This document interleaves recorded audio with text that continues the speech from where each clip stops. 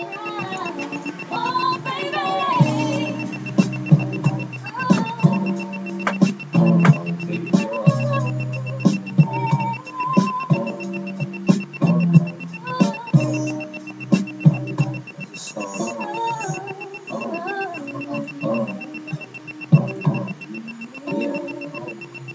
I can't really explain it. I'm so into you now. I wanna be more than a friend of you now. When they ask, I mention my baby girl in the interviews now. And I don't bring the problems from the 90s and the 2000s. There's no reason to have a friend or two now. Cause the kid's ready to tell you how you feel in a few vows. Maybe I speak in general now. But girl, I'ma do whatever just to keep a grin on you now. Where I go, they wear bikinis in the winter too now. Don't you think of lines on the skin of you now? Why wouldn't I wanna spin if you down? Fifth fast, shopping sprees, and them dinners to chow. I ain't concerned with upper men with you now. As long as when I offend you, you growl. And any dude with you, he better be a kin of you now. And I ain't jealous, it's the principle now. I'm so on it. What you done to me, I can't really explain it. I'm so into you. I really like what you done to me. I can't really explain it. I'm so into you. It's more than a fashion. I would've treated you long in orderly fashion. I'm feeling in Florida, we crashing. Just over the shore, so you can get in the water. We splashing, the drop top three in a quarter. We dashing, the flawless diamonds in the border. We flashing, the money we ought to be stashing. I make sure every quarter be cashing. I can't really explain. I'm really thinking I'm slipping. Sweet thing, just to think of you. What have you looking at you so far? You would think I was kidding. You relaxing in the bed, same part you wanted to. So you don't worry about maxing in the stress. But since you've been maxing about the coins, how you like it? 5 days had Jackson on the ends. Was it the headphones? When I done, I took the audio connectors and put them back in. It could have been just where we're making a good connection. True. And I tested it, it worked fine. So it's right here. Okay. Yeah, it worked fine. Sometimes it happens that way. That's awesome. They corroded dry joints. No matter how chick my tooth is, so true. My lips is ruthless, so sit on phone, zip up, useless. So you ain't glad that I can live in this exclusive. Cover ballers look dumb when they press you, 5 and 6s. You don't let them have the numbers impress you, even though I was so successful. Being a player was becoming too stressful, but ever since the superwoman has come to my rescue, my win has been wonderful, my summer's been special. Let's fly the same bar by the Willoughby painting, just so we could get really acquainted. The love is real, there's no way you can feel like it's taken, but I can really explain it. 20 seconds.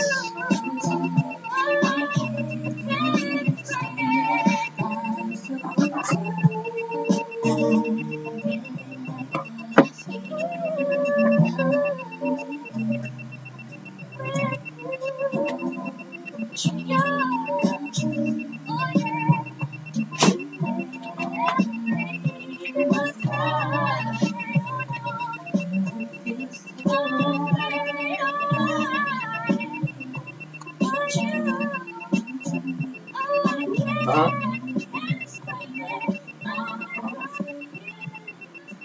94.9 Bermuda. Howard, 95. For the next 90 minutes, join Inside Sports on Power 95 FM. Presented to you by Colonial Food International, Atlantic with Windows Open Company, Skinny Dive, and Energized Wellness Solutions. Let's now go live in studio. Host Ian Ross and co-host Carl Mason.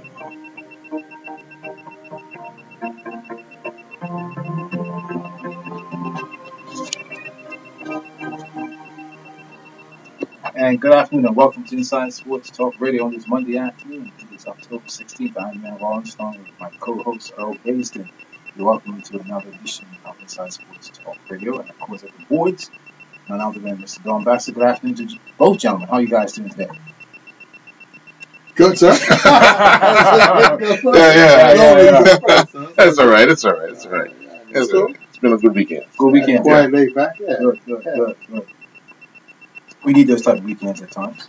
Oh yeah. Sometimes you have a long week. All you want to do is just relax, come weekend, and that's what you have to do. That's for sure. That's for sure. Well, I didn't train on Saturday or something. I did some running on Sunday, but Saturday I stayed in and I watched Liverpool. That's my good luck. Basis looking at me. Just look. The look he gives me, man. Amazing. Okay, you think it's a Man United fan? The look he gave me. I just look, man. Hey. Okay. Yeah. So I'm pleased with my team. I won at 3 points. 1 point's better than no point. Right. Um, we had our opportunities, and we've been struggling all year to score goals. So came here to score the draw with Man United. Man United Park, the bosses, not the boss, but the bosses, and that's to be expected. So a number of injuries that they are dealing with right now, same with Liverpool. That's a part of the game. But man, was for United Park the bosses. So I said so. No. What I was impressed with my team was that we didn't give up in the second half. We just got tired. So pressing. But as the game was going on, you can tell that they were not they didn't press as much, so therefore the energy was still there. High intensity. So I'm pleased. We have Tottenham this coming Sunday, and at Bermuda Stadium. So hopefully we can get 3 points instead of 1 point, and we'll see what happens from there. So I'm happy. This result, what does it leave? 8th place. Okay. 8th place. How many points out of that? Out of the top that, four. Yeah. Like 3 or 4 points out of the top four. I'm already back in the upset. But 8th place, and I think we are 9 or 10 points out of the top. Oh, first or second place. So, okay. It's not bad. Who's leading? Man City, what are you asking me all this? Oh, I don't know. I'm just. Conversation. It's conversation. I think it's sarcastic. No. Honestly, no. I just know a lot of teams have spent a lot of money. That's why, yeah. Man City's on top, I think, with 22 points. Let me go check what I'm talking. Yeah. 20 points there, followed by Man I just noticed they win big. When they win big. What did it? They won 7-2. 7-2 7-2 in the weekend. Stoke? Yeah. I remember seeing that on BBC. They hammered Liverpool earlier this season, too. What was that? Fine. Yeah, I've just noticed, like, weekends when I'm on BBC and I see their scores, it's always high numbers. Yeah, and you're absolutely right. You're absolutely right with that. So it's quite interesting. Meanwhile, let's get back to who our guest are. We had Troy Douglas. We'll be speaking with him from Holland, updating how he's doing overseas. Hopefully he'll speak in Dutch, so everyone get out your online Dutch dictionaries. Yeah, right. Translator. Yeah. That Google Translate. Google Translate. That's gonna help me, Mr. Biz. Yeah, well, I'm gonna ask him to speak a few things in Dutch and see if I can have a conversation with him. Okay. Yeah. To answer your question, real quickly, back to the English League, is that Liverpool, yes, I said, it's in 8th place with 13 points, and we are 9 points out of first place. Man City 22, followed by Man United 20. Tottenham in 3rd place with 17, and Watford, yes, in 4th place with 15 points. Chelsea losing the weekend, they're in 5th. Then Arsenal losing 13. Well, actually, this is how it goes. So from 5, 6, 7, and 18 are tied on 13 points, but obviously goal difference. Oh, okay. That's how it goes. Okay. That's what it all boils down to. Had we won, we would have been placed or tied with Watford by being goal difference. Or it separated us. But that's made it cookie crumbles and we move forward. Okay. And that's the bottom line. So you got some guests coming in. Yeah, we have members of the women's national hockey team. Okay. Coming in. They leave in a matter of weeks. Right. Heading to Jamaica for the CAC qualifiers. Nice. They've got a lot of games to play in a short space of time, looking to qualify. 6 games in 8 days. 6 games in 8 days. Yeah. Wow. Yeah. That's a tool on my buddy. Yeah, I mean, that's how the international schedules are for sports when it's trying to qualify. Cricket does do the same thing because you got people off from work. It's not you can't fit in like a month schedule and try to get them all in. So you basically people take 10 days off from work, and basically it's travel, games, back home, back to work kind of thing. So they have a lot coming up. It's going to be a struggle. Fitness wise, because I mean, Jamaica should be really, really hot. Uh, they've been training hard. But one thing I always tell people about Bermuda and Bermuda sports, a lot of people play on emotion.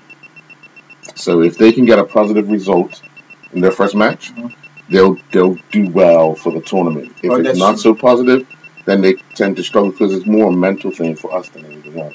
And We that's get across the ourselves board, down. all our sports. Yeah, without a doubt. Yeah. Without a doubt. Later today, for those that are listening, Bermuda's under 17 women's national team will take on Trinidad at 5 p.m. in Haiti in a bid to qualify for the next round of the FIFA under 17 Women's World Cup. That's right. They take on Trinidad at 5 p.m. I believe is kickoff time, and we'll have coverage of that if not tonight, tomorrow. Cool. Depending on what time that match So we finishes. wish them all the best Yeah. going forward. Yeah. All right, good stuff. Good stuff. Still speaking of sports, on the North American side, as you see, Colin Kaepernick has filed a grievance against the NFL. Mm-hmm. Interesting how that came about, the timing of it, because the NFL owners meeting is tomorrow or Wednesday. Tomorrow. Yeah, Wednesday. Okay. Yeah. So that's going to be interesting. Timing is everything. Mm-hmm. So we'll see what the outcome is going to be here. Yeah, but the owners have already started their talks about the kneeling for the flag, and during the national anthem, they had talked about that all weekend. Right. There's nothing in writing, right? Their constitution. No, it only says that the players must be on the field Of the anthem. during the anthem, and that's where Pittsburgh Steelers got in trouble. Right. Because all the players stayed in the locker room, and I think that's where the conflict came. So let's just say now that the owners say, you know what, we're going to mandate this, that you have to stand. Players Union has to agree to it. That's exactly what I was going to ask. You beat me to it. Yeah.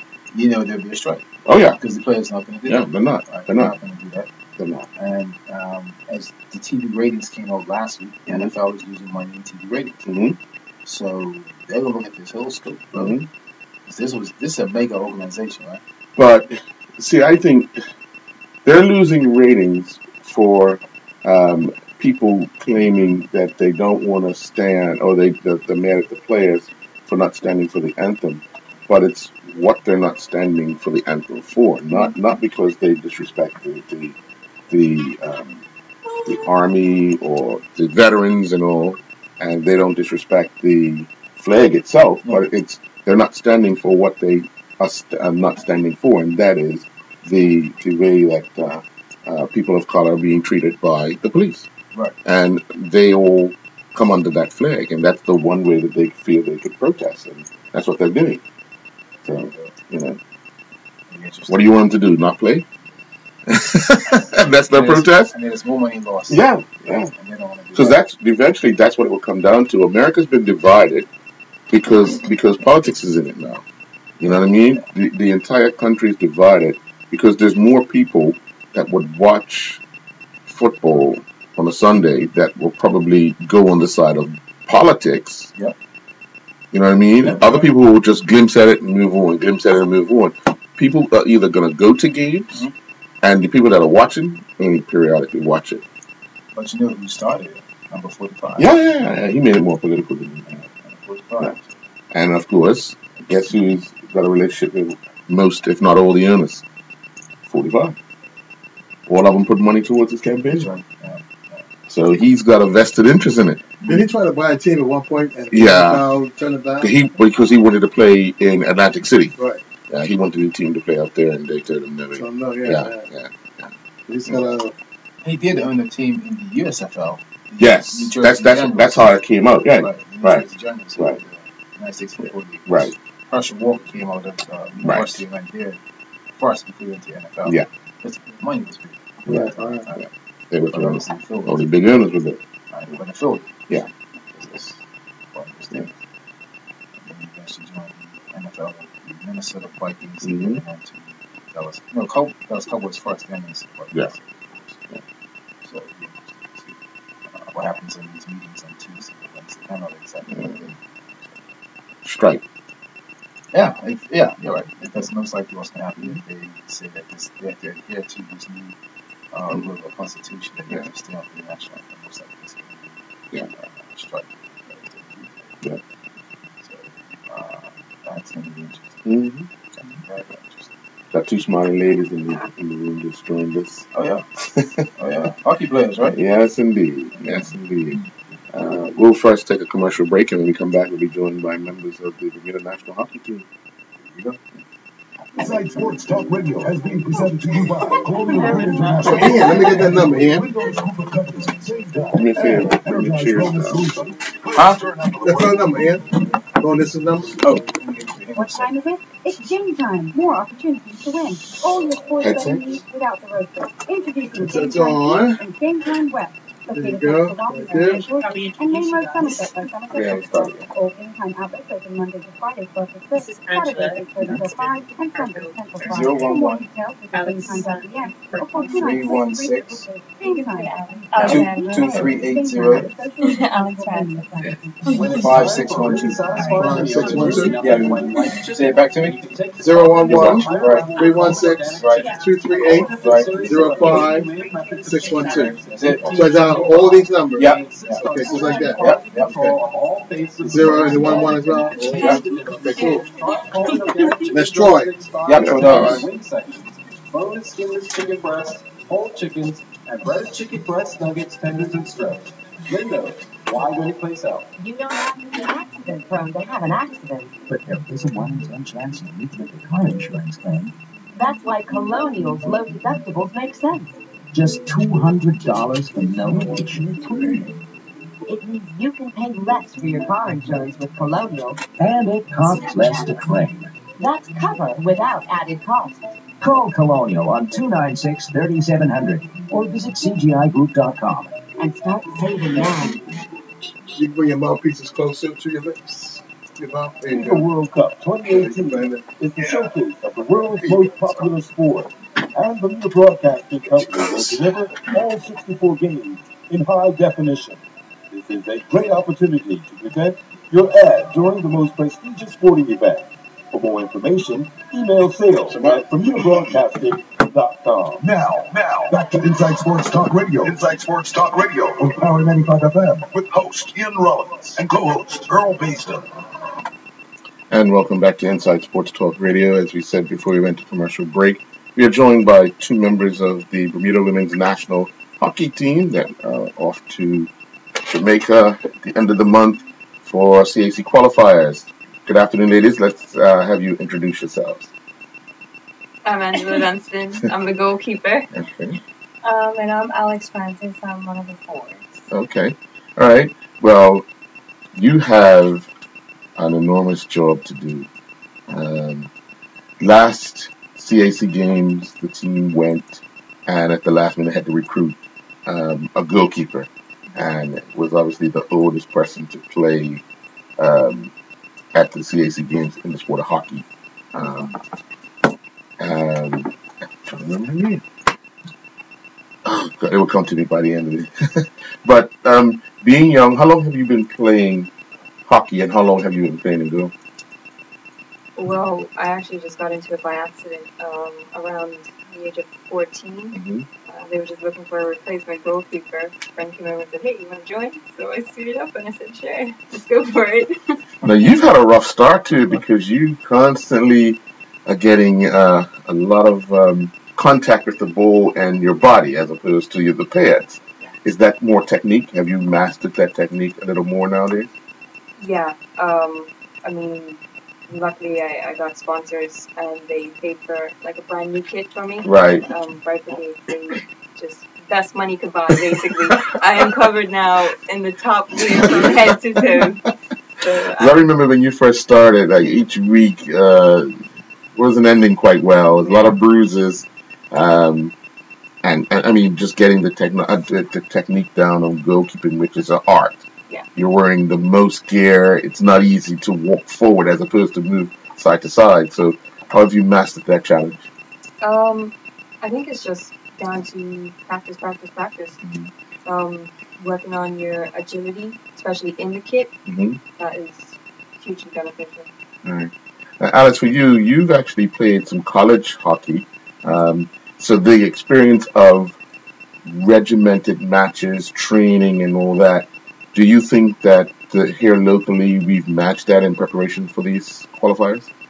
I think before it was a little rocky with the national teams, but I think now, because we're figuring out that our teams are a lot stronger in the 2017 kind of realm of things, our coaches are kind of making sure that we're prepared on a matchmaking basis. So we have, like, if our schedule right now is ridiculous. We're with the hockey team at least 5 times a week.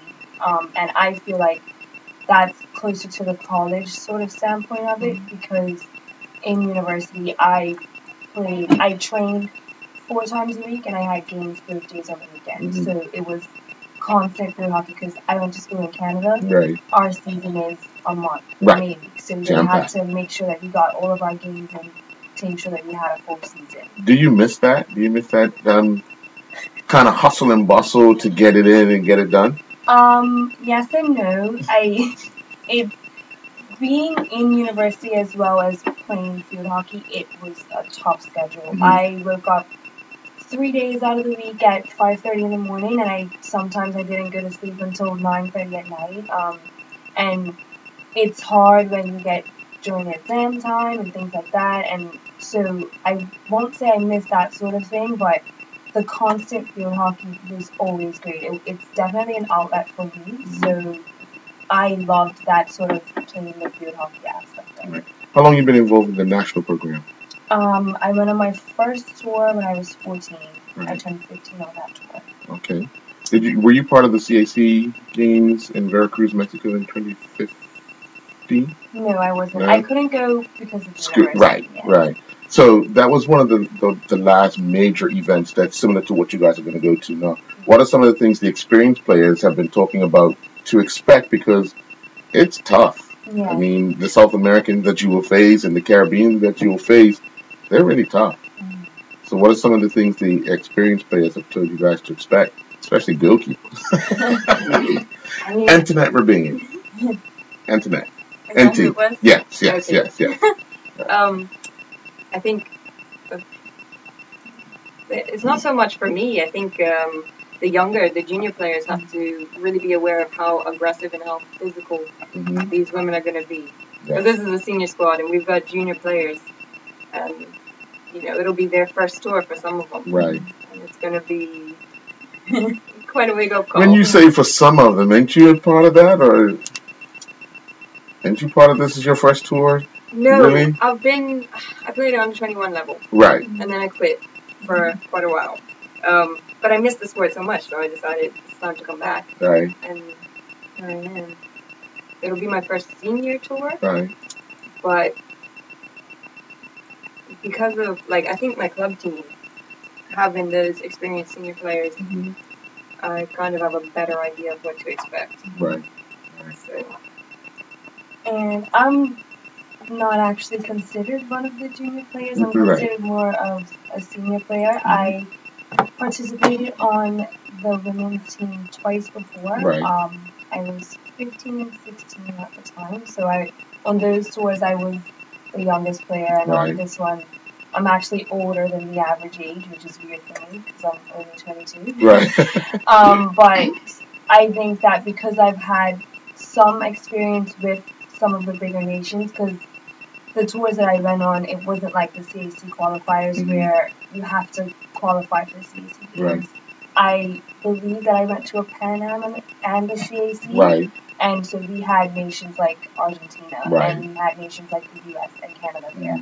Mhm. So I feel like Bermuda has a chance, a definite chance in this CAC qualifiers, because we're going against nations that are sort of on our level Right. with their field hockey. We're not going against an Argentina, Right. which is Yeah. When we saw them here years Yeah. ago, yeah. A class above everyone else, in the exactly. region. And so I feel like we're vying for a great spot in Mhm. this game, solely because we feel like we've had that experience from other games, and we Mhm. have players on the team who know what an Argentina looks like, and we're trying to get ourselves to sort of a standard to compete with bigger nations. Right. Now, it's going to be challenging because you have all these games in a short space of time. Yeah. We were talking about it just prior to you guys coming in, the fact that it's, it's 6 games in 8 days.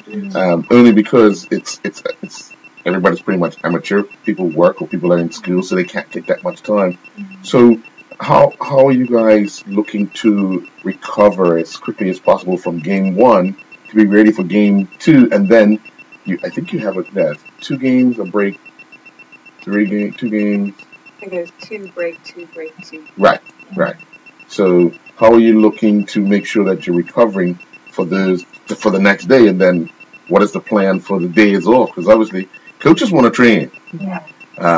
But what have you guys been discussing about how you're gonna prepare yourselves after first game for game two?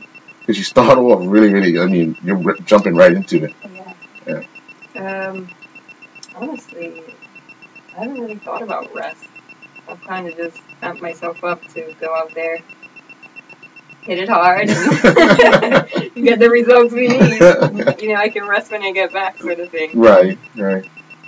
I think that what we're doing right now in like our fitness sessions and things like that, they are pushing us to our limit. And once we get to our limit, they're still like, okay, couple more laps, sort of thing. And I feel like they're kind of trying to make us mentally tough as well as physically strong, kind of making us work through our tiredness. Right. Because I feel like once you mentally give up, your body's not going to work for you. Right. But I definitely think that we're going to have times that they're going to be like, you can't do anything, stay new, have a rest, sort of thing. Because it's definitely needed in these sorts of situations. Have any of you guys been checking weather in it's hot. You just mentioned Jamaica. Yeah, it's hot. But what about humidity and so forth, and how do you plan to make sure you guys all stay hydrated, especially the younger ones, because they're going to be so excited that they're going to, as we've seen it in professional sports, you're so excited you forget to drink water, you forget to do the small things, and then game time energy is zapped right out of you. So have you guys really started talking to the youngsters? Because you were young in the team once before, so now, what they call you, mother hen yet? Not yet. I think that on my previous tours, it was they gave us water bottles and it was like, you have to drink a couple of these a day, and we had to get through it, sort of thing. Like, I wouldn't say they force fed us, but they force fed us. Like, you have to have dinner at this time, you have to have lunch at this time. We're all going as a team, to make sure that everybody gets their meals, everybody has their water, things like that.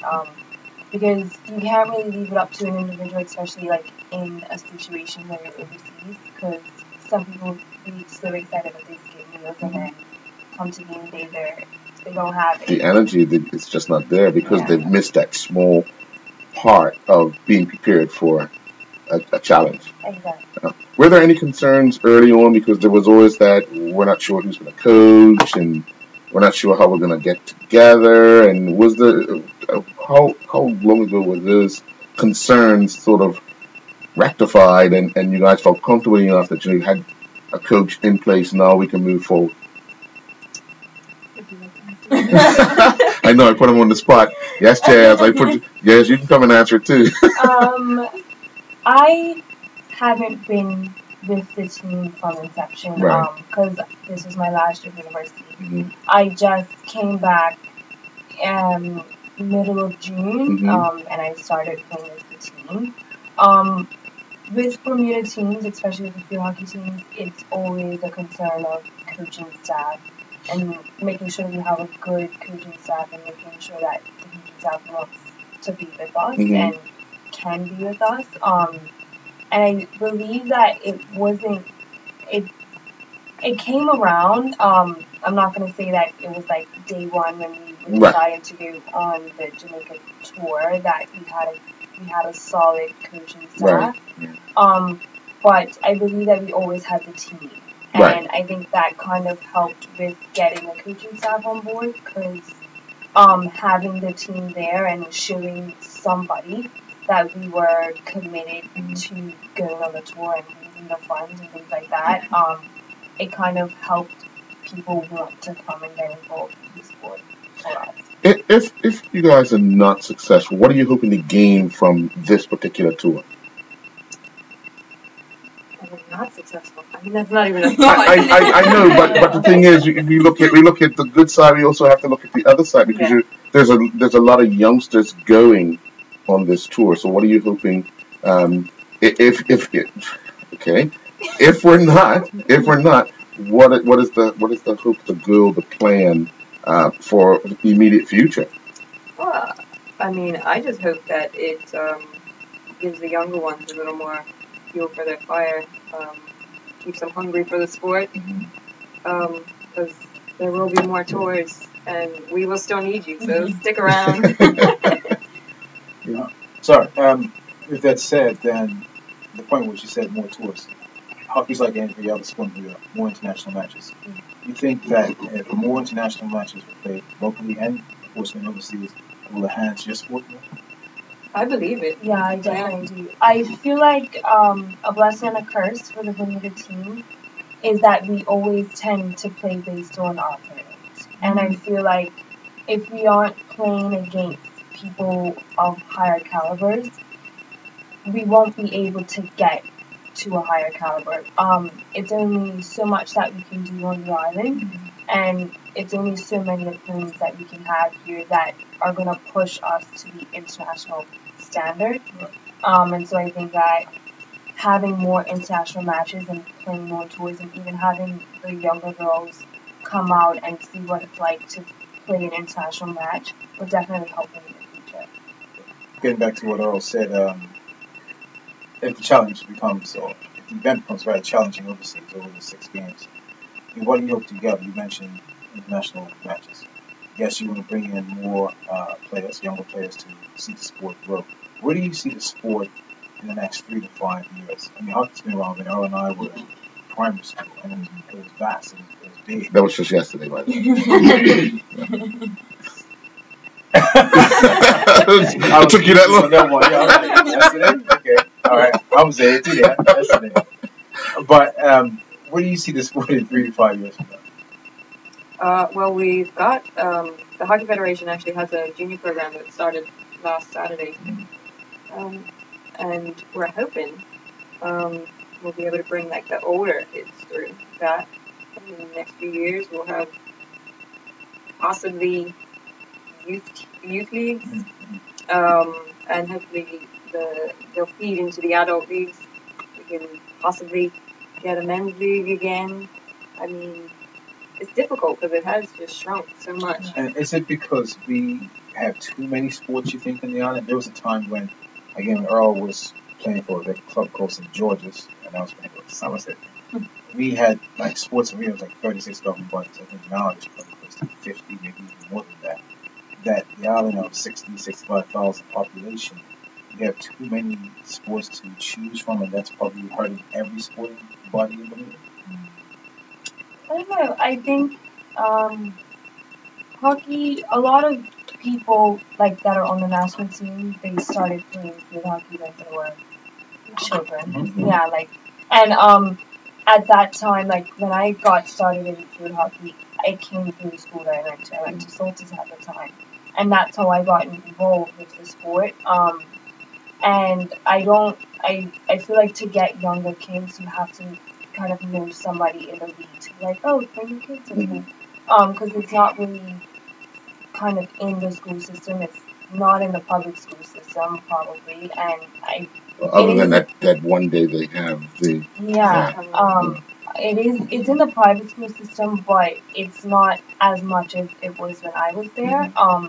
And so it's a lot harder to get people involved when they're a lot older and they've kind of found sports that they already like. Like 16 years old, I had been on 3 tours at 16, so it kind of is you trying to get them younger, so that field hockey can be their sport. I feel like that will help out a lot, which is the youth development right now. And I think that's also where like having international games or whatever would come in handy because it would just pique people's curiosity. They might come out, watch, see, oh, it's actually pretty good. Yeah, Right, exactly. Okay. How much did you guys take from the 3 college teams or university teams that were here in that short space of time? I think it was a matter of a month that you had all this competition. Yeah. So how much did you gain in value of learning more about yourselves and how to adjust to different situations? Because I think one of the teams was really, really physical with you guys, and you had to change up a little bit, become more physical. You've already said you played to the standard of the team, so do you guys feel you matched what they were able to put out in those matches? I think in some we exceeded it. Um, against shipping Shipper, guard. yeah, shipping guy, yeah. Um, yeah, we dominated that game, Hmm. and I think it hugely benefited our confidence. And it's Right. like, okay, yeah, we can do this. Hmm. Because you always have little doubts, and then when you get to showcase what you can do, it's a Right. real boost. Right. Right. That particular game, the one I'm talking about, got kind of really testy and physical, and um, but you learn more about yourself when you go through those things because you're always looking at the person next to you, saying, "Oh, I ain't sure if that person can be able to take this," and but kind of it was a rally call for you guys to come together, get over the physicality of the match, and then try to come away with a win. And I think you guys were able to overcome that. Now, when you get into these matches and as the tournament goes on, yes, you'll be tired, and so will your opponents. That's where the more physical part comes in because if they feel as if Bermuda is a small team but fast team, the only way to slow you down is to make a lot of contact. How do you plan to adjust to those type of things? Because at the CAC games, that's what happened. So the opponents were like, okay, these guys are fast, so we're gonna have to slow them down. And they got really physical early in the match, and then as the days, as the games were on, Bermuda was running out of steam because you just weren't used to that high tempo and the physical constant, stuff on you. So how do you guys plan to address that situation? Um, I am one of the faster players on the team. Oh, I know, I know. And so for me, people have always been physical with me. In when I was young, when I was playing university, and so my way of playing hockey is a lot more physical. But I think that a benefit that we've had from this is playing against men on our Saturday morning. Yes. Yeah. And with the men, you can't really beat them with a lot of things. They're bigger than us, they're a lot stronger than us, and sometimes they're even faster than us. But a lot of times they use their body with us. And I tell a lot of the younger girls, especially, if someone's gonna lay into you, lay into the mat. Right. Make sure that your presence is known just like theirs is to ensure that you know that they're not going to be able to push you around, sort of thing. And I feel like with that sort of mindset, not push someone to get a card or to cause an offense, but to make sure that you're there just as much as they are. I feel like that kind of will make us strong as a team. Now I've been to several international field hockey matches, and one thing, no referee crew is the same. You have to quickly identify what they're going to allow and what they're not going to allow. So here locally we have Donnie and Emma, who are like the highest tech referees we have one eye. How much advice are they actually giving you guys of what to expect? Because they're actually Donnie's been on this tour of qualifications, but he's been doing the women. He actually does Pan Am in a few weeks' time.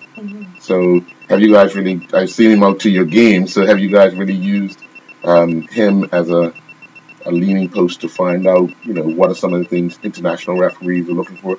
Because although you play locally, it's really not. It's really not because they're more technically sound on what they're looking for, what you're going to get away with, what you're going to not be allowed to get away with. So have you like picked his brain yet, or that's coming?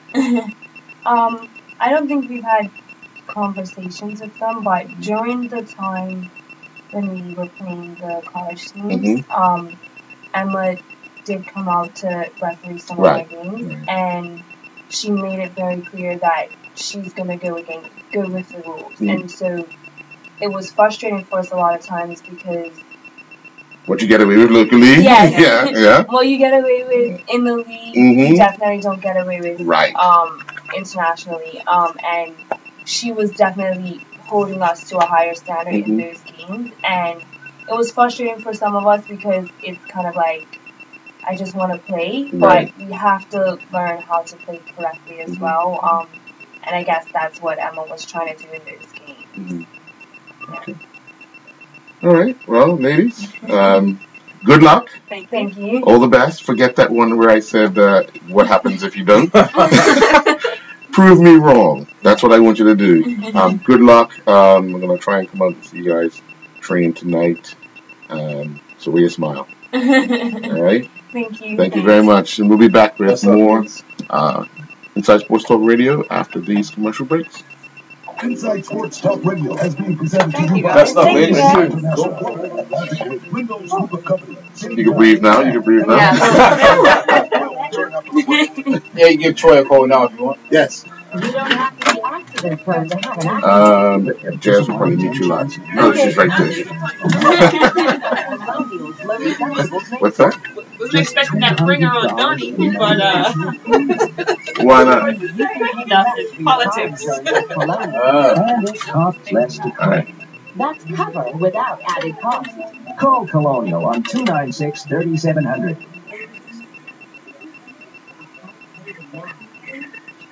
Calling all players. What time is it?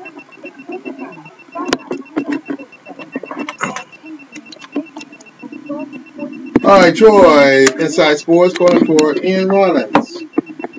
Okay, I'm going to put you on hold, okay? Thank you, sir. All right, he's on hold. Time.pm or call 296-322. He has this one house. I can hear it. Can you hear it? I can hear it. In the list of nations ranked by prevalence per capita of the scourge of diabetes. The dangers of diabetes were first reported by a physician of ancient Egypt more than 3,000 years ago, and some of us still don't understand the risks. Diabetes is the invisible disease that quietly changes lives from the inside, and armed with knowledge and self-discipline, we can keep this potential killer under control. Contact the Bermuda Diabetes Association for the vital details. FIFA World Cup 2018 is the showcase of the world's most popular sport, and Bermuda Broadcasting Company will deliver all 64 games in high definition. This is a great opportunity to present your ad during the most prestigious sporting event. For more information, email sales@bermudabroadcasting.com. Now, back to Inside Sports Talk Radio. Inside Sports Talk Radio on Power 95 FM with host Ian Rollins and co-host Earl Baston. And good afternoon again. Welcome back to Inside Sports Talk Radio. Great interview you had with some young ladies as they prepare for the international scene of field hockey. They seem really fit. They take on the challenge 6 games in 8 days. Oh, yeah. That's going to be rough. But they're young and they can get it done. I remember when I was that age yesterday. Yes, they know. Yeah, I know. In the morning. Everybody said something else. Oh, yeah. Okay. Oh, yeah. We wish them all the best forward. Yeah.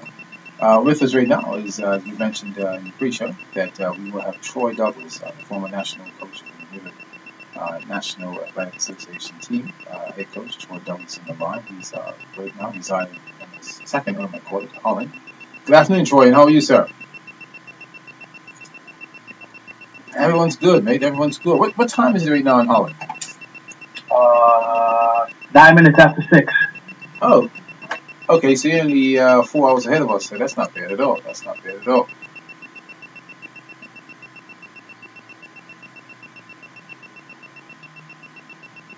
Oh, okay. Good stuff.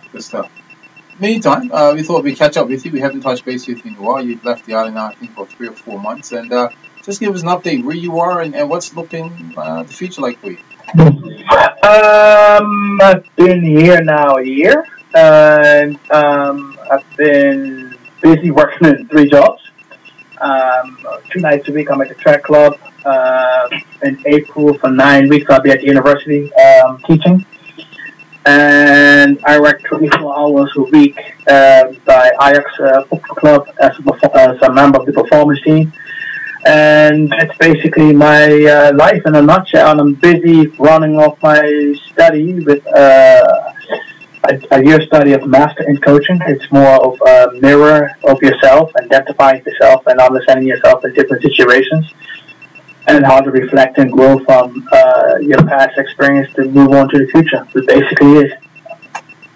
Wow, you're really busy. I mean, you named off a number of things that you'll be taking care of in the last year, and it's quite rewarding how you'll be able to accomplish those goals, because this has been one of your mandates that you wanted to accomplish, and you're on track. You mentioned that you're with Ajax, and that must be pretty rewarding. Just the overall programs that you involve with high caliber athletes, professionally, and even the amateurs turning to pros.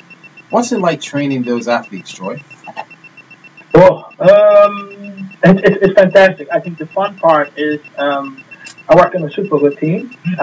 We have pretty much what everybody talks about in high performance. So I'm a member of a high performance team, and we work with guys with the under 18s and the under 19s and the under 21s and the second team and the first team.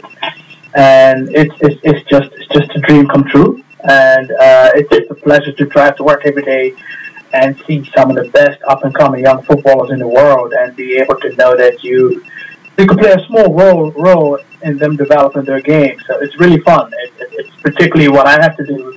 It's just fun, and every day I'm going home with a different idea in my head about coaching, and coming back and throwing it on the table to my colleagues and figure out how we're going to make these guys better. So it's a really fun job. I'm thankful. I'm blessed every day. Yeah. And that is a dream of coaches, let it be a trainer or a physio, is to see the rewards of an athlete improve or go to the next stage or recover from an injury. In your case, is obviously the reward of seeing athletes take it to the next level. Like, sports is now a business, and yes, you're dealing with high caliber athletes from the youth and at their prime, can be going to their prime. So when you see that transition, and you're a part of that as the coach itself, what goes through your mind when you see the results being rewarded in the end? Um, yeah. What I do is, but my mind is I feel good.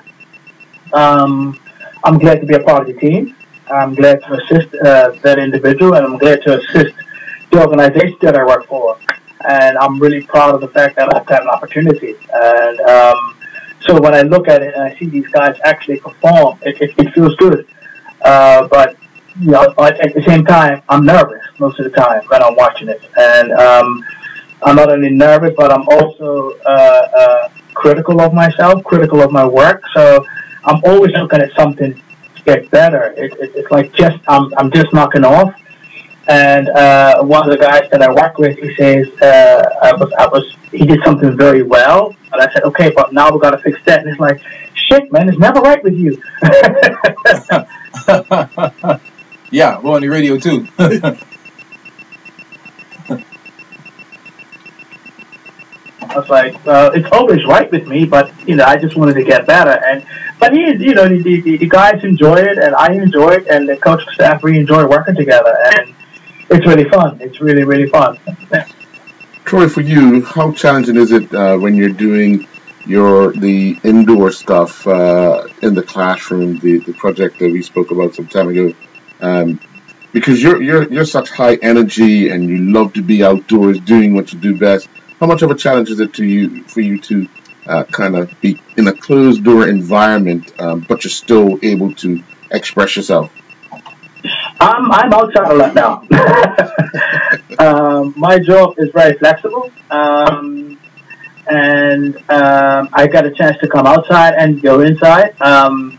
Thanks for the question, but and also with my studying now, I've learned to look at that differently, look at myself differently in that situation, and so it's helped me a lot to look at myself differently and accept the challenge, and don't only see myself in a confined environment sometimes when I have to train inside, but I can also work within the small environment by using everything around there and challenging myself. So that's fun, and like I said, I got a chance to get outside as much as possible too. So yeah, it's kind of good, and it has its good side and its bad side, but it has more of an upside for me right now.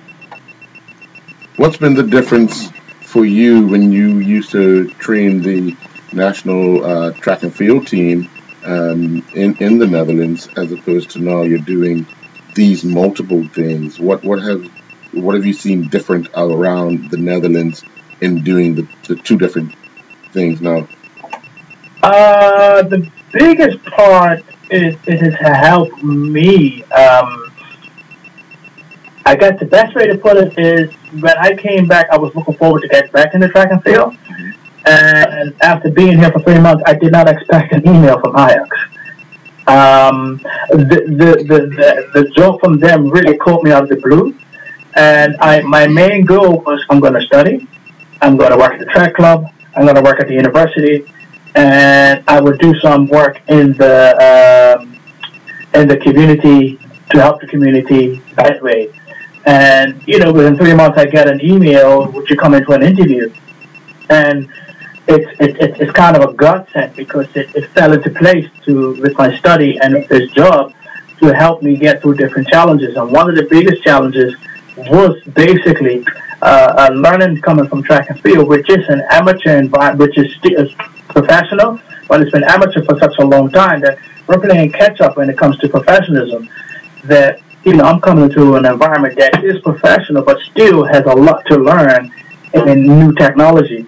So it's been a great challenge. I've accepted it with open arms, and it's fun. It's really fun. I've learned a lot of different ways of working in the football world. I cannot compare it to any other sports world. This is a totally different sports world, particularly football in the Netherlands. It's totally different.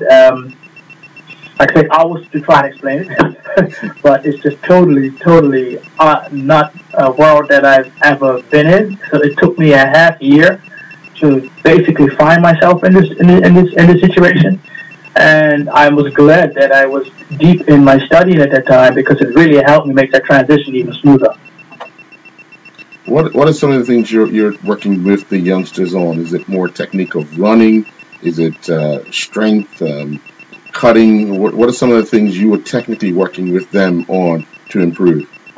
My job basically is I'm a member of the performance team. So we have a strength coach, we have a psychologist, we have a student specialist, we have a movement specialist. And I kind of work at them all, but I work more closely with the movement specialist. And what I do, my job is to create more efficiency because if I will take an example, we have let's say if you're a midfielder and you're playing on the left side of the midfield and you come to us and you only run about, let's say in a game you average 8 kilometers, but we want you to get up to 11 to 12 kilometers. What I have to do is show you where your weakness is on the film with the movement specialist, and I see where your weakness is, but I also know how to fix that together with the movement specialist. So we film everything, and we teach them how to not only be faster but be more efficient, so that he can get more out of his game. So he can easily raise from 8 kilometers to 10 to 12 kilometers in a game, and that happened in the last half year with one of the guys we work with, and yeah, that's very important because if he's going to leave us next year, we know that he's capable of playing in the England or Spain or Italy because he can handle the load of running 12 kilometers, but even more efficient. And basically, my job is I'm Mr. Fix It. I look at we test you over 30 meters, we test you over agility, and we test you over in jump exercises. And my job together with the movement scientist is I see it in the movement, and she sees it in the numbers, and we both get together, and I solve the solution, and she keeps filming it, and she keeps finding more things for me to correct. So that's basically it. That's basically my job, and that's the big difference right now. So, Troy, going forward then, where do you see yourself next year in 2018? The Olympics is around the corner. We'll be ready for 2 years after that. I think in 2020 the next Olympics is. And this is where talk will start saying they need to hire personal trainers, personal this, personal that, to get their athletes ready for the Olympics. Is there someone knocking on your door, or just a possibility that you may be doing this anyway? If somebody knocks on my door, I have no problem going for coffee and talking to them about it. And I hope next year, I hope next year that I get to sign next year July a 4-year contract here. So I'm just praying that I get to sign another contract after July 2018. And yeah, what I can say is if anybody comes, they come. If I get an invite, I get an invite. I just try to leave it as inshallah in God's hands. Understood. How competitive your field is in Holland, because it's a nation that thrives on sports and athletics, as well as in football and various other sporting events. How competitive is your profession in Holland? It's very competitive, but it's also very new because where I'm at now, we're like the first. They hired, like, I'm one of the first guys like me they hired to do this, and what I bring is different. So it's really new. I know some other clubs are trying it now. That's why I get very little interviews. Oh, Because we try not. unfortunate. Understood.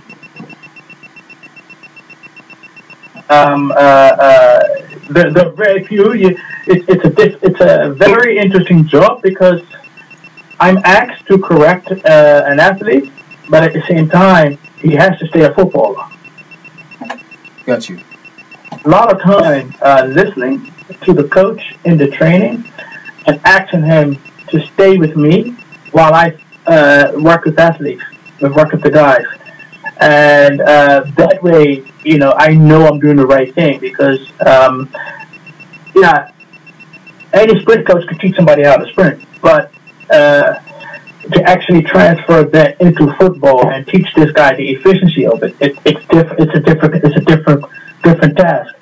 And like I said earlier on, it's unique that we meet. At my job, I have 2 meetings a day. I have a meeting in the morning, and I have a meeting at the afternoon.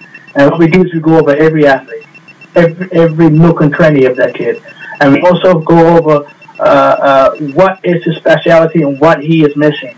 So I know what the coach wants. I know exactly what he's asking from this kid. So, like I said earlier on, my job is to teach him to do it the football way, and particularly the way Ajax plays football. That way, it's easy. It's ingrained in him. So when he goes to the next level, all of his keys to the puzzle are fixed. Well, maybe the Netherlands cricket team will be calling you because they just qualified for the World Cup for 2018. Maybe you get that call. I used to work with them. I know you did. 6 years ago. I know you did. So that's what I'm saying. You might get that phone call. They and Papua New Guinea have qualified. There's 2 other spots up for grabs for 3 teams. I'm trying to do that. But what is the atmosphere like in Holland now that you're back? You're settled back in. Did you feel as if the pace got faster while you spent your time in Bermuda? No, it's kind of funny that I've seen the country. Before I left, I knew what the direction it was going in. But yes, I guess I can say yes. It has gotten faster. It has grown in leaps and bounds. There's so much different things going on now, and I knew that we did it. We were moving forward here, but I didn't think it would be that fast. And sometimes I think it's kind of dangerous that they move ahead so fast. It's too fast for themselves in a way.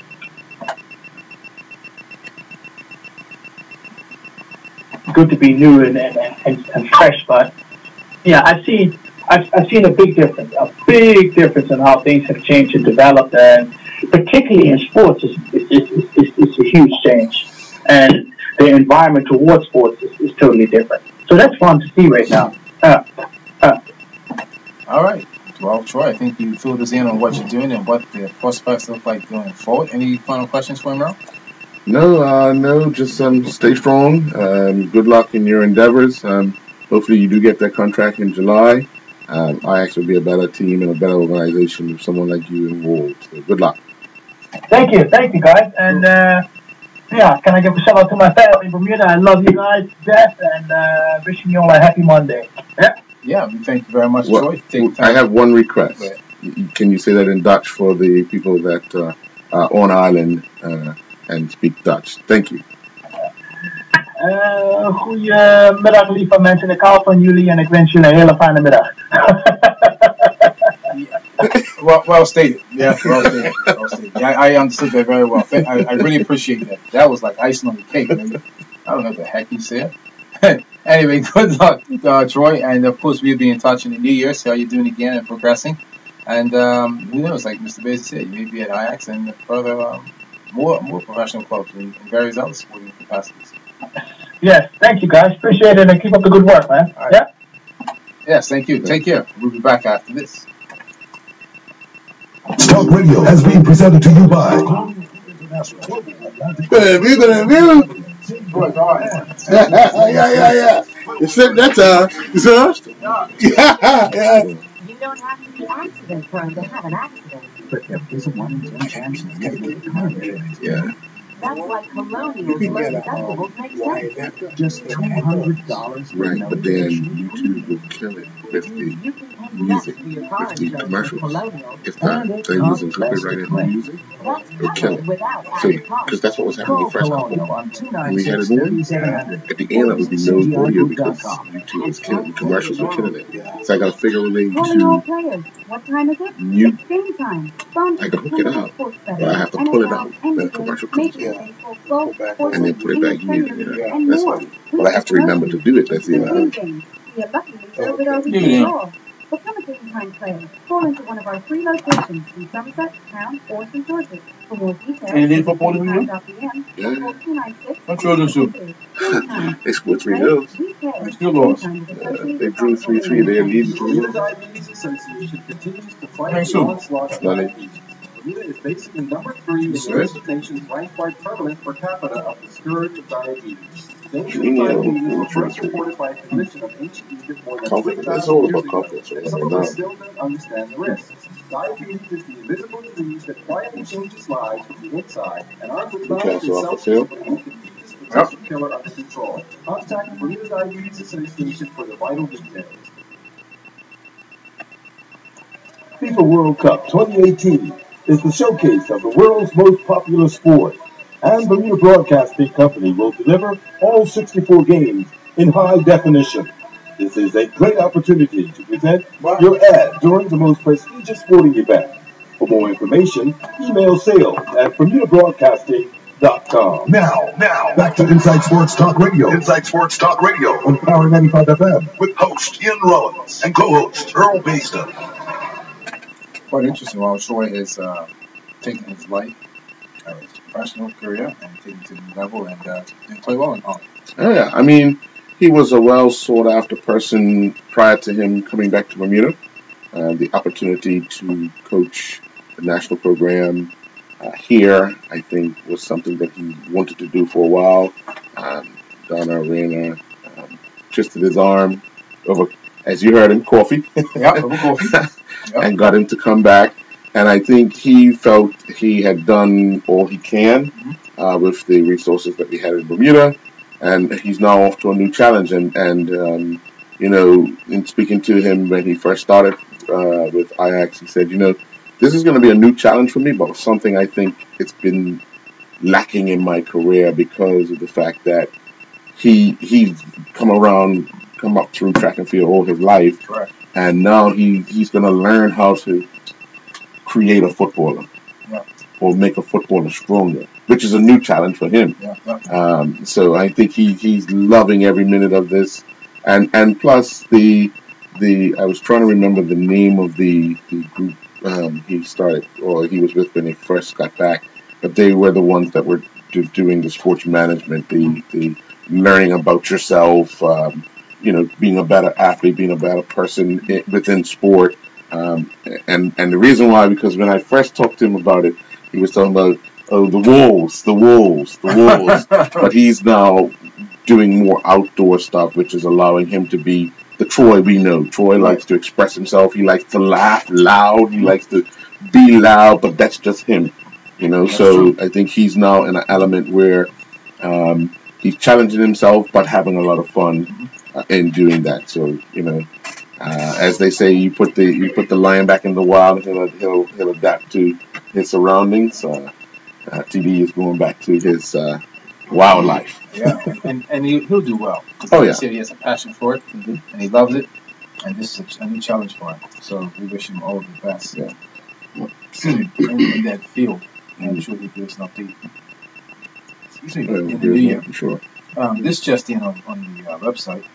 Newcastle United has been sold. It's up for sale. Up for sale. Mike Ashley puts Premier League club up for sale. That's the current owner. Premier League club Newcastle United has been put up for sale by owner Mike Ashley. The Magpies have been relegated twice from the English top flight during Ashley's 10-year reign. After winning promotion last season, up there beat their side, ninth in the Premier League after 8 matches. It's probably the best time to try and sell it. Yeah. Then the top half of the table, it's very inviting. If they were struggling, no one's going to want to put that type of money into it. No. But he said, the statement from the club is to the point where he's felt he's done everything he can do with it, and it's now time for new investors to come in, give the club what it needs, an injection of life. Yep. And hopefully things can get better.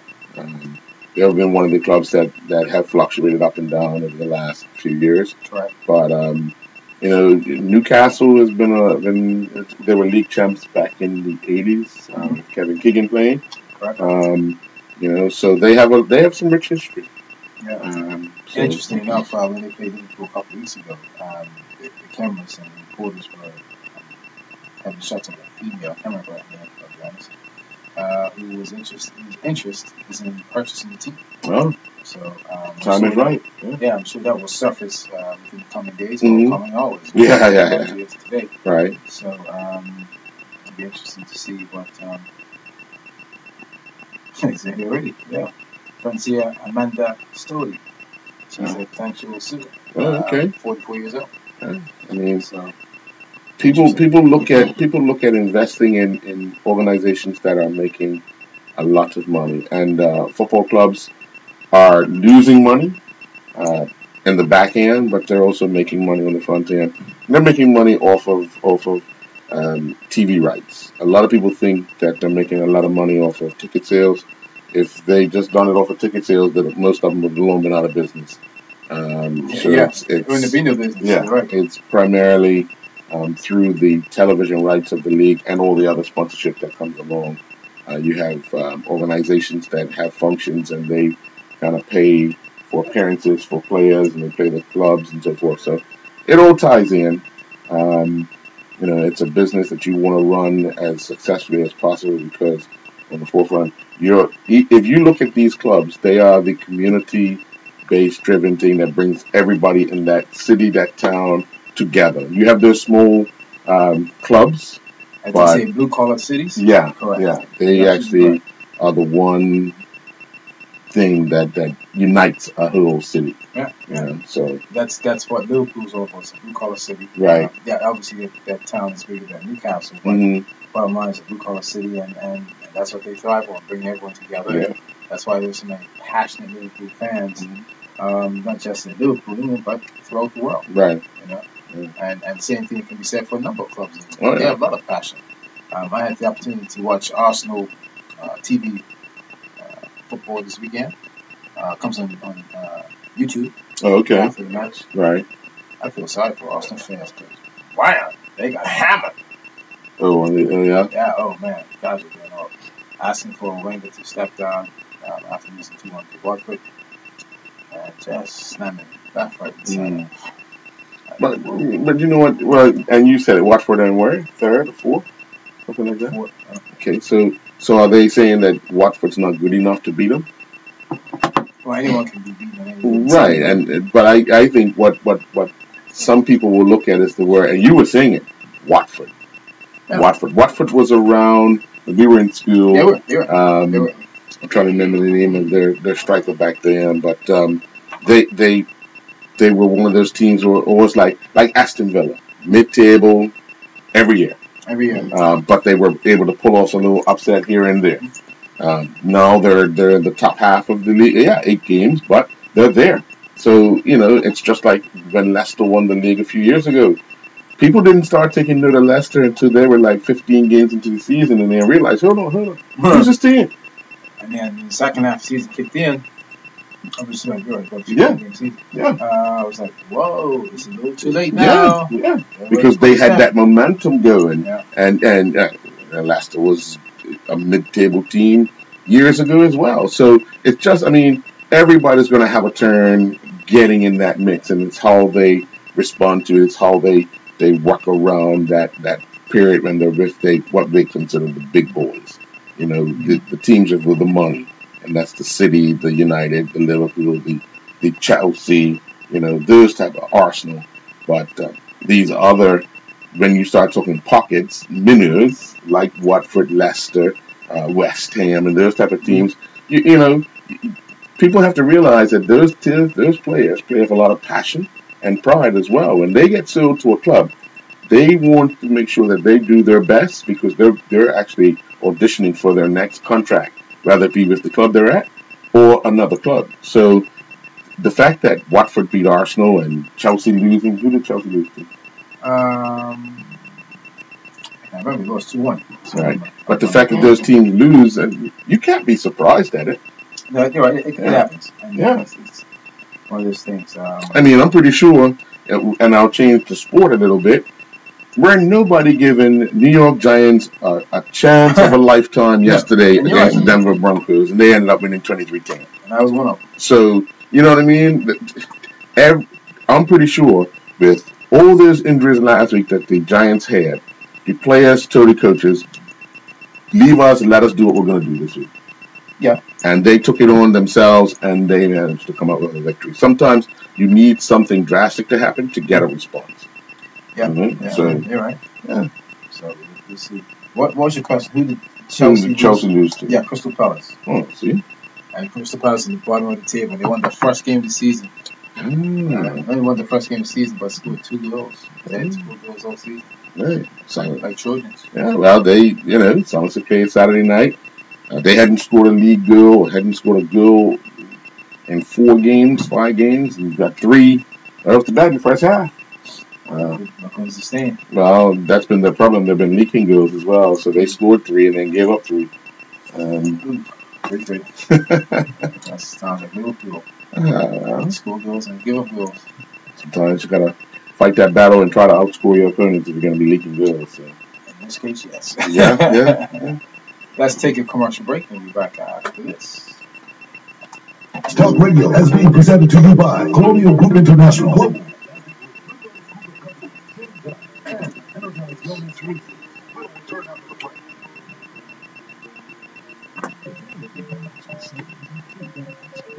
Car insurance and home insurance. Colonial has just discovered you need. There's a free $250 gift voucher for new home insurance customers too. And 10% car insurance. Yeah. With a claim service that's quick and friendly. We call it Cover. 5 this month, 4 next month, and 3 in December.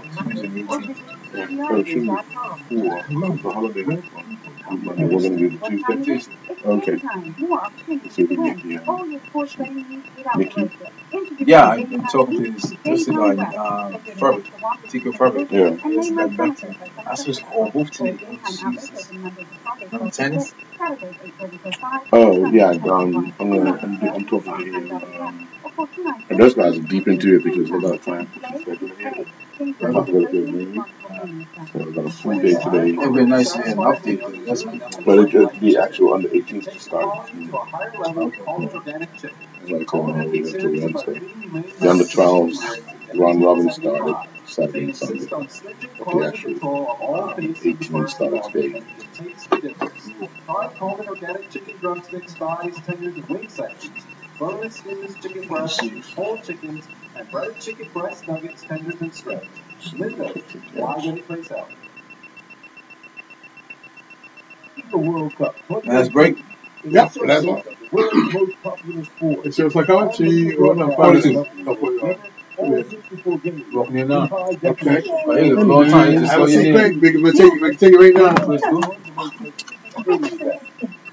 We can take it right now. Okay. Now, Send back you to this Inside Sports Talk thing, Radio. and I know it doesn't work in here, so I was trying to do it out there. Host Ian Rollins and co-host Earl Mason. This segment of Inside Sports Talk Radio, health and wellness, is presented But I was pulling in when you went to commercial break. Oh, I was here. it's that time. It's Energized Wellness Solutions, right? With a little health and fitness. Mm-hmm. And Charles Shield is back in the hot seat on this Monday, the 16th of March. March. October. Just as bad as me. 16th of March. Don't push me back there. I was just testing you. You fell for it. I was wondering why no one else looked up. Right. I was like, what? That's the 16th of March, and you've been, September, so you're just as bad as me. October, sister. You fell for it. Good night. Good night. You probably didn't have enough sleep. Or had too much sleep. No, I'm never guilty of getting too much sleep. Okay. Cool. Lack of sleep, but not too much. Not too much. What's on tap for you today?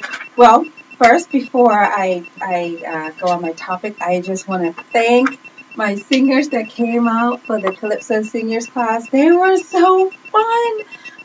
Today we had Paul sing in there, and he just changed the whole atmosphere. I think he's training actually. Yeah, he's training. And he just turned it right up. So thank you to Valerie Williams, Valerie Pyramid, Maxine Asdale, Miss Simons, because I don't know her first name, and I only call them by their last names. Who else was there? Miss Bulford.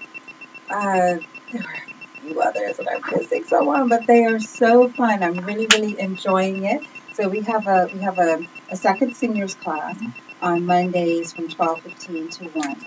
And so I play calypsos, soca music, so yeah. Mr. Singh didn't try to get you on the police bike and say, let's go for a bike ride?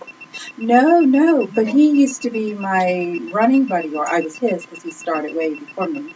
And my first 24th of May, he helped me make it through town because I didn't think I was going to be able to go any further, and he talked me through it. And You weren't hysterical and emotional and all that. Right? No, by that time, because I had only practiced up to 10 miles, because everyone says, oh, if you can do 10 miles, you can do the rest. You No listen to big the deal. wrong people. I certainly was, but that was total bullpeopery. Let me tell you, okay? 10 miles. Do 10. You had to 13. do the guy. Right, okay. That's not, never again. I mean, I would do the thing again, but I would never give anyone that type of advice that they gave me, because I hit that 10 mile and I was feeling great. Yeah. And then once I hit Front Street, I felt like I was up against a brick wall. And the thing is, there's so many people you can't stop, right?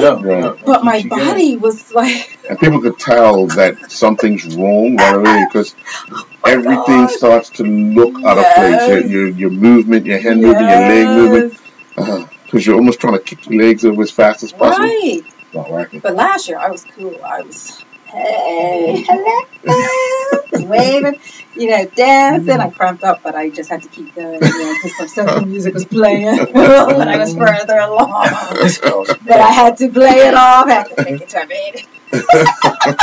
What was your time last year? What was it? I don't know. I don't know. 3 hours, was it? No. Of course not. 3 hours. It was over 2. But it wasn't... Like 2:05 from there? No, it was a little bit past that. Okay. Like 2:10. So are you... last year? When did I run?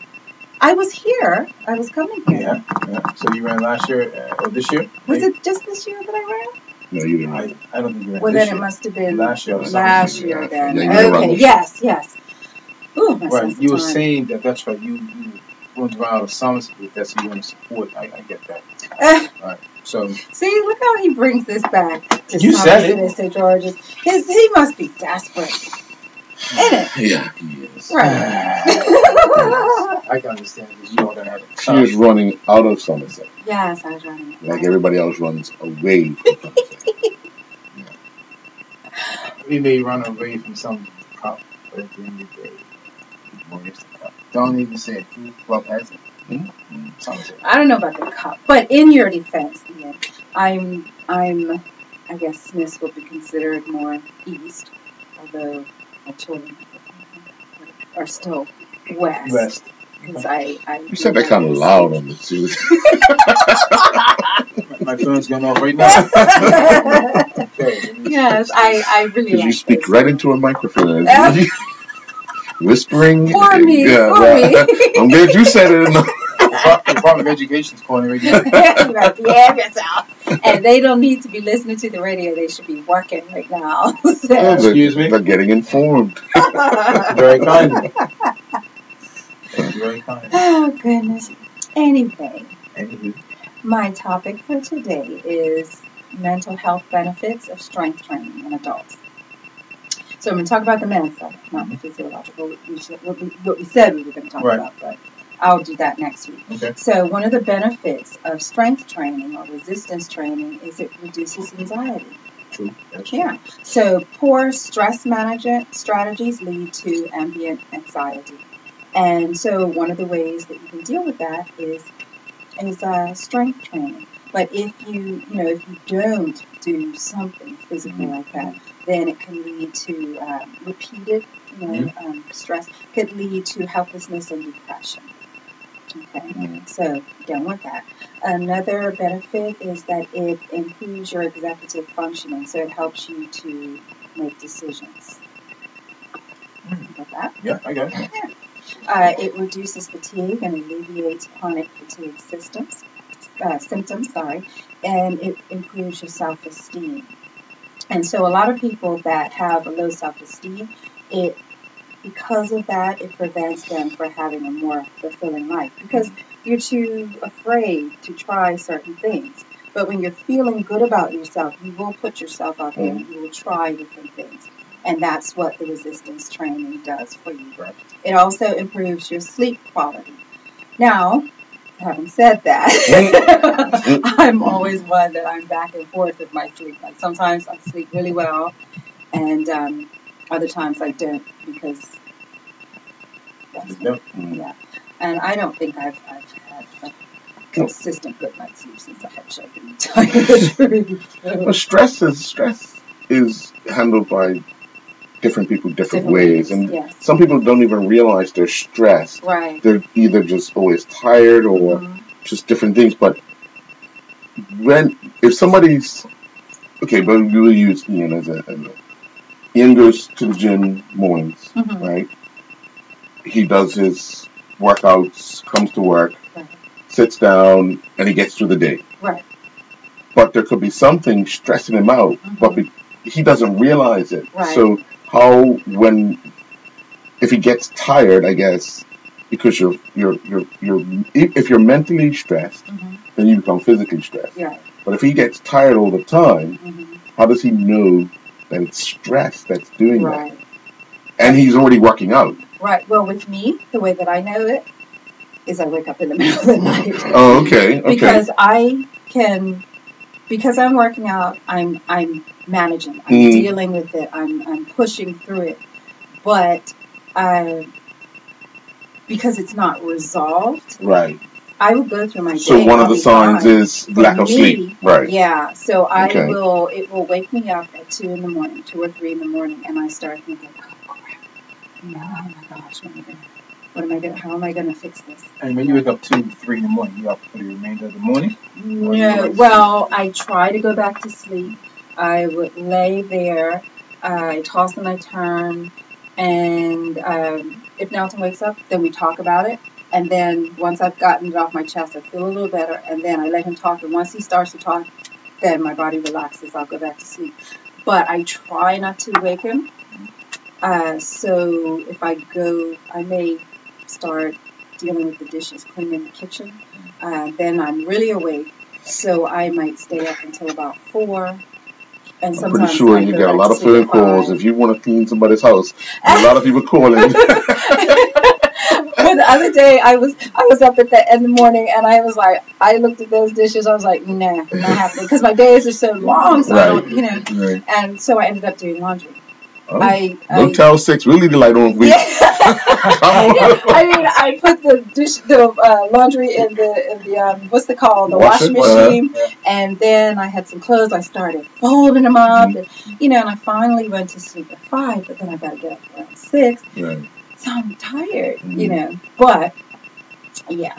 But you'll have some people that will wake up, they are stressed, and they'll have either a stationary bike or a walking machine in their house, and they'll get on it. Right. Is that a healthy thing to do, or is you can't to work it out, because I would do the same thing, but during the day. Right. So that really does help me. And normally the times when I wake up in the middle of the night like that, it's something new, something different. Right. The other day, and then I get mad because I'm like, darn, why didn't this happen earlier in the day? Because now I haven't dealt with it, so I know it's going to wake me up. Right. And I tell myself it's not going to, but it does. And I had gotten some news the other day. I read an email message, and I was like, oh, man, And so I just kept plugging off my day, and in class I was all perky and happy and everything. But then when the lights are off, at first I crash. Right. And then all of a sudden in the middle of the night, and then I'm thinking about this email. Right. So yeah, but I'm getting some resolution to that. So now I'm going back to sleep again. So, but yeah, and it is best to try to deal with whatever your issues are. You can't run away from them. You can't stick your head in the sand. Yeah, you some just people, if they're lifting weights, if they're used to lifting 80 pounds, will try to lift 90 just to think that right. Right. That's true. That's how you injure yourself. Exactly. Well, yeah, because they don't realize how to get rid of the stress. Right. But I find with me, when I'm really, really stressed, even though weight training helps, for me, cardio really does it for Just me. keep running. Faster. Yes. So before we opened, that's how I ended up doing the half marathon. I was like, well, let me go for a run before these people start calling me. And you realize you're down the causeway. Exactly. Someone's wondering. Yeah, and you go so fast. And it's something, because by the time I would get home, shower, and then the calls would come in, I'm like, okay, well, this is the situation right now, and I will let you know once it's da-da-da-da. Right. But it was just rolling off my back, because there are sometimes you have no control of the situation, and you have to learn that. But people were still coming at me, so I would go for my runs. Yeah. And I was like, I might as well do the half marathon. So anyway, back to what I was saying is that another benefit is you have lower blood pressure, improved posture. I do notice if people that weight train, they most of them stand up quite erect. Nice pecs are out, or chest, breasts are, out. They're not slumped like this. That is definitely a benefit, and I guess because of the different exercises that you're doing with the opposing muscles. So you're doing your chest press, and then you're doing your rows. So you're working your back, and you're working your chest, and then you just naturally start, walking like sure. And that's a good thing. Improved blood sugar management, and it builds a youthful vigor into your every step. I think of Percy Painter. He's in the 70s. Looks like he's in his 60s. Exactly. He has that posture. He has the pecs out. He has that pep to his step. And he doesn't seem to age. You have less chance of falling. It adds functional fitness to your life. It leads to independent living after 65. And I just look at the people that come to energize, and I don't know if in their past they were weight training, but they've obviously been very active. I was speaking to my dental hygienist this morning, and her grandpa is 89, and he is still mowing the lawn and everything, and she was saying how he asks her, okay, what do you want me to do today? You have any errands for me? Sometimes he'll pick up the How old is he granddaughter. again? He's 89. My grandpa, Sonny Augustus, St. Right. Clair Augustus, he's also 89. And he is in town every day. You can find him at Butterfield Bank at 9 o'clock. He's talking to people, chatting them up, and then he goes to the funeral home, the family business, Augustus Funeral Home. I'm like, you should come to one of my classes. He goes, April, I walk every day. He does. He Right. walks all around town. So it also adds. Yep, it adds confidence and it helps with arthritis symptoms. And I do know someone that has arthritis, and it would have been much worse had she not been doing resistance training most of her life. Right. Yeah. So resistance training has a lot of benefits. Right. So people, don't be afraid of it. There's a gentleman that comes to Energize, and he's starting to see results. He's 63. He goes, but I don't want to be too big and bulky. I said, you'll be fine. I said, every woman wants somebody they can hold on to. You don't. You want some beef, so don't be afraid of it. You want some beef? Yeah. Everyone wants beef. Come on. Some of us are trying to stay off the red meat. Hey. Anyway, because he came in months ago and he kept, paying down. He goes, well, I'm going to come to one of these classes. So he just kept putting money down. When you going to come? And he says, my goal is to have a 6-pack. And I'm gonna go to Cup Match. I'm gonna have a woman on each arm. So Cup Match came and went, and I was thinking, when is he gonna, come and use this money? He just never gave you the year, right? But he was very small, and so he's been training now for about a month or so. And I'm like, wow, you're looking good. When you first walked in here, I felt like if I were to blow on you, you'd tip up, you'd fall over. Right. And I said, but you're talking about a 6-pack. I said, you need to got some substance, some beef on you. The woman doesn't want a man that's that much smaller than her. Come on.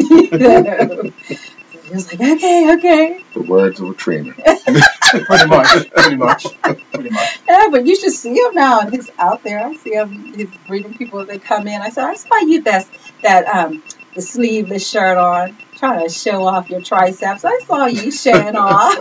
But what he's not saying is that the credit goes to Well, it's funny. He's like, I feel good. I feel real good. But I and also I find with resistance training, your body, your strength increases pretty quickly, faster than you would think. Yeah. So it's all good. It's all good. Anything you want to add before you come back next week? Just if you're not moving, get moving. Miss Janice Holden, yes, I was talking about you last week. She says, I heard you. I know you were talking about us last week because she was the one that retired and her workout buddy had stopped. So her workout buddy still hasn't come back, but you missed a great class today if you're listening, Miss Janice. Wow. And I guess I'll see you on Wednesday. Yeah. Wednesday? Yeah. For the seniors. Oh, I was going to see her on Wednesday. Well, one thing, we're coming close to the end of the year. I was saying the month, but the year. Okay. What new things are you looking for 2018 for Energize that you could possibly get people kind of geared up for as we close out 17 into 18? Let's see. Well, in December, we are going to be offering the first 2 weeks in December is Body Shred. We're going to offer free classes, and that will be Monday evenings at 5:45 till 6:15, and then again on Wednesday afternoons 12:15 to 1 o'clock. I think I'm going to do the Soca Fit too, just so that people will just know that after Christmas, we're back at it in January. Right. January 2nd. Yes. So I will be offering the free Soca Fit classes as well, which will be Tuesdays 5:30 to 6:15. Fridays at 1 to 1:45. The first 2 weeks in December. We are going to be. No, this week will be the 18th, isn't it? Yeah, Wednesday. Yes. Look out for us with the breast cancer walk with what BFNN does. Yeah, Wednesday. So Marie should be out there with handouts, and if you want to talk to her about My Best Me, which is our wellness program, or any of the programs that we have, she will be out there. Also, there's supposed to be something at Cedar Bridge next week on the 24th. From 6 to 8, it's a parents' workshop. Right. So I'm supposed to be getting more information about that, but we'll probably have a table out there. Okay. And in February, it hasn't, everything has not been nailed down yet, but we are going to be working with another wellness group for like a health fair wellness heart, for Heart Month. In February, and we'll be offering a few free evening classes, one each week for the month of February. But I'll be telling you more about that when we get. Okay. I just wanted people to get in their mind that you will be having stuff coming to end the year and going into the new year. So. Right. I'm glad you did that. Very good. Also, for you soca junkies out there, carnival lovers, I can't. Band launch is going to be in January, so people are going to, if you haven't started already, I know people are going to be starting to get ready for carnival, and we do have the weekend boot camp. You got 6 months. Once January comes around, you only got 6 months. Exactly. So we have the weekend boot camp with Ross Caesar, and then we, of course, have the classes throughout the week, and we have the Soca Fit. So we have a few Soca jockeys in my class, and they're like, oh, yes, that's my song. So we have a good time. We laugh a lot. Okay, good. Just real quick, yesterday, you guys ever been to Kilimanjaro? Yes, I have. All right. I have done that. Yesterday. How did it feel? I'm quiet today. I haven't done it in years. Yeah, that's my problem. Actually, what? Can you remember the last time you heard about it? No, it's too long. It's never too long to remember the pain of going over that hill. Too long, but. Okay. How many times you done it? Well, we ran, down Horseshoe, down to Warthog Bay, through trails that. Yes, I've done that. Up to Kilimanjaro, right? Yes. Once was enough, but 7:30 yesterday morning. Yeah, I think I fell asleep like 12 minutes. That's it. About an hour. But down there, the humidity is so Not high. just humidity. It felt like squats and deadlifts in the damn sand, right? Yes, because the sand adds that extra resistance, so it's not a flat. So you welcome the concrete. I mean, the hard, right. Tar or whatever you call it, the road. Yeah. But that sand is like. I'll be honest, like the first 10 minutes I was running, like you run on to Horseshoe, then you get up towards work. I was like, I'm still here.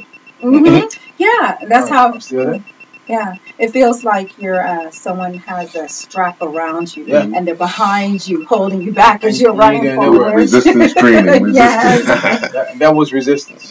So did you go more on the softer sand or the harder part closer to the water? It was hard over. It was hard all over. I'm like, what? Yeah, I used to. When I used to live across the street from Horseshoe Bay, I used to run on the beach on a regular. I was like, track and field days, huh? That was rough. And last year, before we opened, I used to. Killer? Yeah. Well, not Kilimanjaro, but I would go. Of course. Yeah, just the trails, and also just going back and forth on Horseshoe Bay, running back and forth. Or I would run one way and walk the other. And sometimes I just try to keep going and see how long I can do it before I have to stop. I saw joining trail Giorgio Zeno. Fresh as ever. Linda's as fresh as ever. Well, because he does that race 100 kilometers, something like that. Yeah. Running 12 hours and all that. And he's up there. Yeah. How old is he? Older than me. And a lot. And a lot of Older than me. Definitely. I'm trying to think if he's older than 60 or in his Oh yeah, he's older than 60. Yeah. He's in good shape. Yeah. He makes us look bad. All right. Yeah.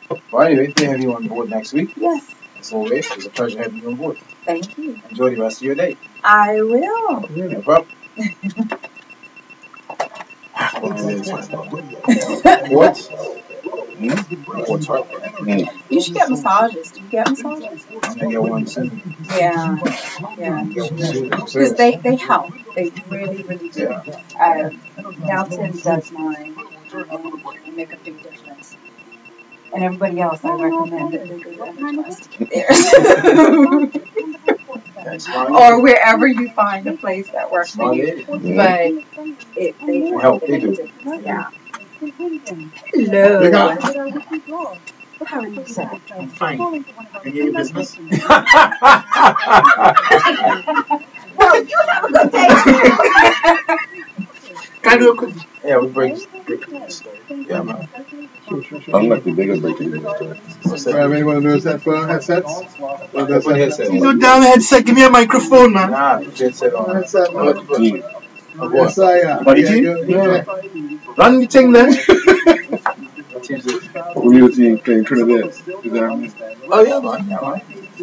Like a damn helicopter pilot. It's alright, man. You ain't getting nowhere. come up with something so people can see? Just walking in to see my big belly. I want to see Yeah. Big dreams. That's right. We're live. This is live. Live on Bill Basin just set me up. I'm rolling in that rubbish shoe. Yeah, can I have that shoe to clean my car? I'll throw it to you. I'm throw it to you for that. After your breakfast store, I got something for you. We'll see who's gonna clean whose car. You owes me 2 fish sandwiches now. Yeah. Alright, forgot. Alright, so 20 seconds. Alright. Is the showcase of the world's most popular sport, and Bermuda Broadcasting Company will deliver all 64 games in high definition. Yes, This is a great opportunity to present your ad during the most prestigious sporting event. Yes. For more information, email sales at BermudaBroadcasting.com. Now, back to Inside Sports Talk Radio. Inside Sports Talk Radio on Power 95 FM with host Ian Rollins and co-host Earl Baston. And we'll second afternoon to Gary Moreno in the studio with an update on the story. Gary? Thank you, Don, and thank you, Ian and Mr. Beeston, for allowing me to come on their show at this point. Well, we have word that His Excellency the Governor has agreed to the recommendation of the Public Service Commission that Dr. Freddie Evans be removed as the Commissioner of Education and that he return to his former post as Assistant Director. You will remember that Dr. Evans' lawyer, Mr. Mark Deal, had argued that because the Governor had not signed off on the recommendation from the PSC that Dr. Evans' removal as Commissioner was, for want of a better term, illegal, or it could not hold up. Now that we have the word from the PSC that the Governor has in fact signed off on their recommendation, it would suggest that Dr. Evans would have to revert to his former position. However, it's unclear because, again, there is a legal battle going on with his lawyer, and of course the PSC has now taken legal advice here. We understand they're represented by Wakefield Quinn, Mr. Can't remember Mr. Richard Horseman, of Wakefield Quinn is now representing the PSC. Now, this is the third letter from the PSC. You will remember that they wrote to Dr. Evans on the 2nd of October advising of the decision that he be returned to the position of Assistant Director. And that recommendation was reportedly approved on the 26th of September. Then there was another letter on the 5th of October, which they apologized for the PSC is now apologizing for the confusion created by that letter, saying that it was unfortunate it was sent as a letter of the 2nd of October clearly implied that the recommendation was to terminate your appointment. You will remember the letter on the 5th of October saying that Dr. Evans was not terminated, but neither was he appointed Commissioner of Education that of course creating some confusion. So according to the PSC, and I'm quoting verbatim now from their letter, their third letter to Dr. Evans, and this letter is signed by Carlita O'Brien, the secretary of the PSC. The letter reads here, His Excellency the Governor, upon the recommendation, or also upon the recommendation of the Public Service Commission, has agreed to appoint you as Assistant Director, a post which you formerly held prior to taking up the appointment as Commissioner of Education, effective immediately. You are required to contact the undersigned, that being Carlita O'Brien, no later than Monday, 16th October, which is of course today, to advise whether you wish to take up the post of Assistant Director. If a response from you is not received by the deadline, it will be assumed that you do not wish to take up the post. Now, we've tried to reach the Ministry of Education to find out whether, in fact, Dr. Evans did take up the post or was in contact with the ministry today, so we're awaiting a response. And of course, we'll have more on this for you in our major news at 5, and then again tonight at 7 on TV7 and TV9. Thank you very much, Gary, for the update. And the adults can get it right. Pardon me? And the adults can get it right. Gosh, yeah. It's ongoing. Get out, Gary. I'll see Gary Sunday. Hey, Gary, you owe me 2 fish sandwiches anyway. Yeah. Say again? You owe me 2 fish sandwiches. Good question. Will you all be coming to play football, or will it be another art class? Because you keep drawing. Every time I look at the Liverpool score, you draw. Right. So is it going to be an art class? You'll find out on Sunday. Coming to play. You'll find out on Sunday. I'm saying this live on Inside Highland Sports Talk Stats Radio, and no, Inside Sports Talk Radio. That's fine. Yeah. One. Everybody heard, right? Right. So when Liverpool loses, he owes me a fish sandwich. No, you owe me 2. So then if I lose, you owe me 1. I like your man. That's all good. Well, Mr. Basin, it's a pleasure working with you today. And, just before we go, the Bermuda team starting lineup for later today. Bermuda taking on Trinidad and Tobago in Haiti. The under-17 Women's World Cup qualifier. In goal will be Zakari Turner, Koa Goodchild, Delia Eben, Danny Watson, Zakaya Lewis, Trinae Edwards, Jaden Masters, Adia Gibbons, Emily Cabral, Nia Christopher, and Leilani Nisbet. That's the Bermuda starting lineup for the match today, beginning at 5 p.m. against Trinidad and Tobago in the under-17 CONCACAF Women's World Cup qualifier. All right, there you go. Good luck to those ladies and the ones that will be on the bench. If called upon, you're going to be just as important as everyone else. So that's for sure. It's team effort. Yep. It's team effort. So well done. Wish you all the best going forward. Tonight's match at 5 p.m. Bermuda time. All right. Again, it's been a pleasure working with you today. Yes, sir. Back in hot seat next week, Monday. So, Ambassador. Always a pleasure, sir. All right. Good work. Thank you. All right. Thank you. That's all the time we have for today on Inside Sports Talk Radio on Power 95 FM.